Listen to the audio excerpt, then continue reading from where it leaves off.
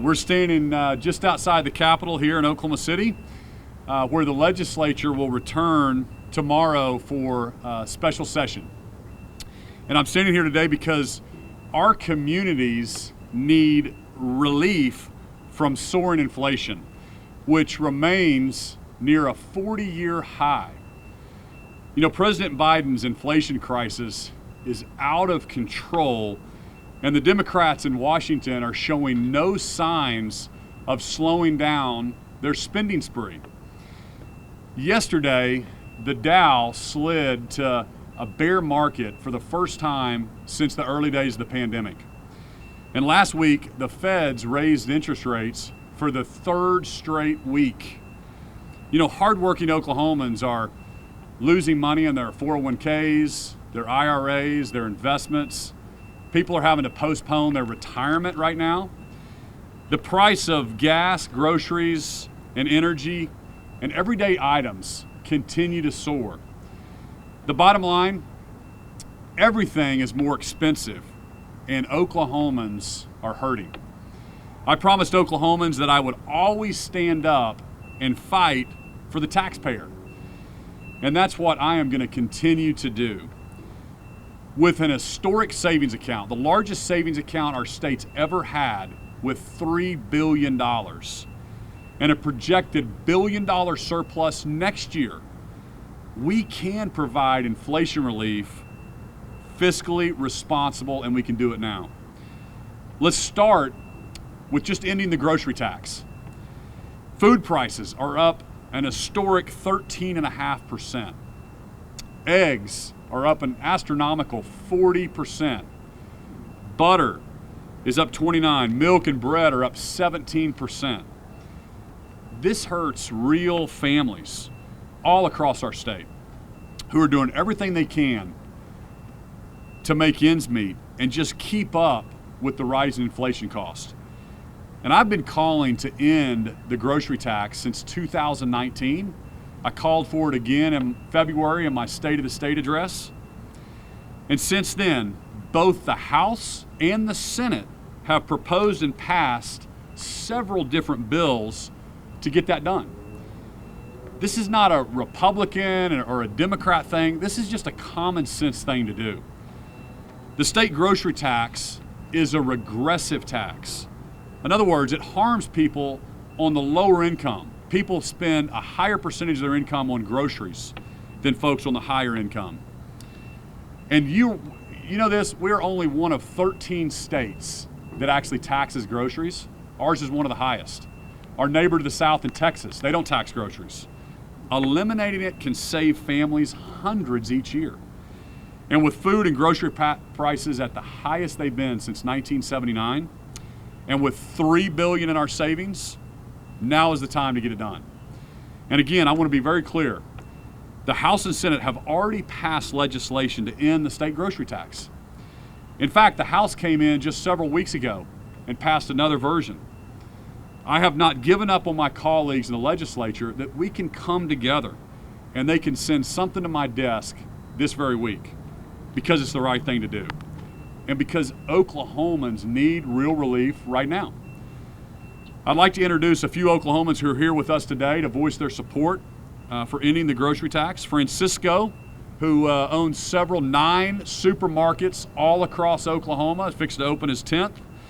And Jennifer Lee, who owns the Chinatown supermarket right here in Oklahoma City. Thank you all for being here today.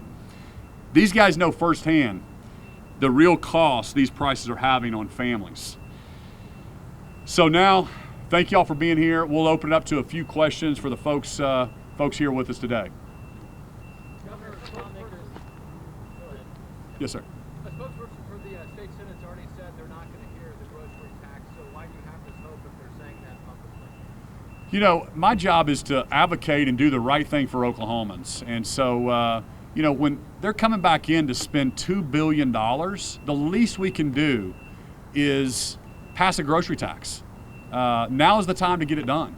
And so as governor, I represent all 4 million Oklahomans. I know Oklahomans need this. We can afford it. I believe in lower taxes and smaller government. We need to give that back to the taxpayers. But the leader said it's not going to happen. Why is this day, I mean, states across the country have gotten rid of the grocery tax. The Republican supermajority. Why is Oklahoma having such a difficult time getting rid of the grocery sales tax? You know, you'll have to talk to them. I know that both House and Senate have passed this, and at one time or another this very session. So it's the right thing to do. I think there's politics being involved, but it's the right thing to do. We need to get this across the finish line for Oklahomans. Have you talked to Senator Creed? I have. What do you say? You know, they're being deliberate on. I believe they want lower taxes, but again, that's the legislature passes the bills and the governor signs them. But this is something with my position, I've got to always advocate for lower taxes. The reason we have $3 billion in savings right now is because we've been fiscally disciplined over the last 4 years of my administration. We're going to continue that. But this is the right thing to do. This is a regressive tax. I've been talking about it since 2019 when I first ran for governor, and I found out that we were one of only 13 states that charges groceries. That hurts working families. It's the right thing to do. That's why I'll continue to advocate for it. The House came in and passed it just a couple weeks ago, and I'm confident that the majority of people behind me in this building want to get it done. Some lawmakers have said that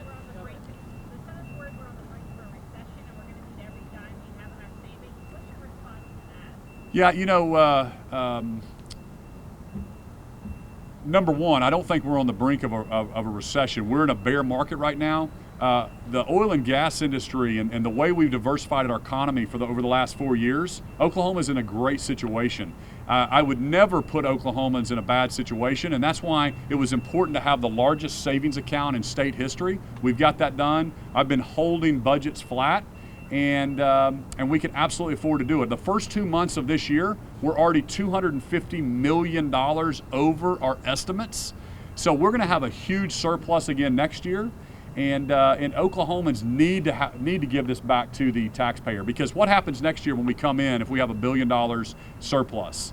It's going to be really, really hard to either save that money and not just raise every base level expenses, raise that high water mark. We need to invest strategically in the state, but we can't just spend every dime that we have, because as soon as there's a downturn, then we're just looking at cuts. And that's something that I do not want to happen. When I came here, we had $1 billion budget deficit after $1 billion budget deficit, fighting about different cuts. It hasn't happened in the last 4 years. I'm not going to let it happen as long as I'm governor. someone said Project Ocean got in the way of getting full inflation relief. Do you think that's fair? No, I don't think that's fair. And with the money that we've set aside for Project Ocean, that's another $700 million in savings that we have as well. We're still looking really good for Project Ocean. We're working with those folks, so we're optimistic that we can still get that across the finish line. But no, we can do multiple things. There's thousands of bills that are filed every year. This bill actually passed the Senate, and a different version passed the House this exact year. So again, there was different tax cuts that were passed. The bottom line is, if we're going to come into this building and spend $2 billion for different projects, that doesn't help the average family that are trying to make ends meet, that are taking their kids to piano lessons, soccer practice, trying to put groceries on the table. We can give working families another couple $100 in their pocket, and if we're spending $2 billion, the least we can do is cut grocery tax for Oklahomans. Yes, ma'am. I haven't heard you advocate here today for reducing the personal income tax like you have before. Are you giving up on that, or just saying that's not the top priority right now? You know, the personal income tax, I'm always wanting to get that lower, but just want to get something for Oklahoma families across the finish line. When I called them back for special session, we talked about a 1/4 point cut in personal income tax, and then also the grocery tax. But I want to do something for Oklahomans. Inflation is really hurting. Let's think about this logically, big picture. If things are 40-year highs right now at the grocery store since 1979, why wouldn't we do that? If when we have a $3 billion savings, we have a surplus next year, we can certainly afford to do that. There was different taxes that they cut last year, and this will help the most families in Oklahoma, every single family. And both chambers passed it. The House just came back and passed it a couple weeks ago. There's other forms that can take on, but we need to get it done. Governor, you have been claiming a successful economy throughout your administration, but here you are admitting that a lot of Oklahomans are suffering under your watch. Got 40 states, event voters, and none of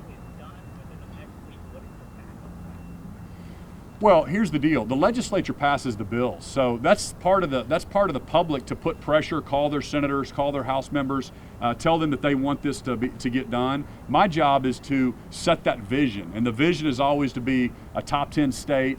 To make sure if we're looking at Texas and we're looking at this state or that state, Oklahoma takes second place in no other state. We can get it done. So I'm going to keep fighting for those things for Oklahomans. Our economy is awesome right now. We have the lowest unemployment. We've got budget surplus. We've got the largest savings account. Commerce has never been higher. But the bottom line is President Biden's inflation policies and his attack on the oil and gas industry, this administration has caused things to cost Oklahomans more money. So that's why we need to give them a grocery tax reduction. You talked about ARPA, the $2 billion. I assume you didn't get a chance to look at all the bills overnight that dropped last evening. I didn't either. But thoughts on projects that you've heard about so far? Do you feel good about them? Are you skeptical about anything? You know, I'll review all of them, but you know, I just don't think it's the right time to spend $2 billion when we won't at least cut grocery taxes for Oklahomans. Think about it. Spending $2 billion for different special interests, different groups around the state, different projects, that doesn't help a mom or dad going to the grocery store. So that's why I'm such an advocate. It's the right time. It sends a poor message for us to spend $2 billion without also cutting grocery tax. Is it possible you look at that veto pen you like? You think, hey, is this the leverage I have to get them to do what I want? Well, I will certainly, you know me well enough that if there's bad legislation, I'll veto it and make sure that Oklahomans know my opinion on it. I'm elected by all 4 million Oklahomans. Oklahomans know that I don't pick winners and losers. I don't get in bed with this industry or that industry. I'm fair with always thinking about what's best for all 4 million Oklahomans and the next generation. And so I'll continue to do that. Last question, one more question. Will you keep calling lawmakers back to special session until they get this done? Well, let's see how this week goes. We've already called one special session to address this tax relief. The House and Senate can also amend their session. The House has passed a lot of the bills as well, but that's on the table. We obviously want to get together and work with them. My job is to advocate, set that vision. The legislature has to pass these laws, and so if Oklahomans want it, call up here to the Capitol and help me advocate for these positions for Oklahomans. Thank you guys so much.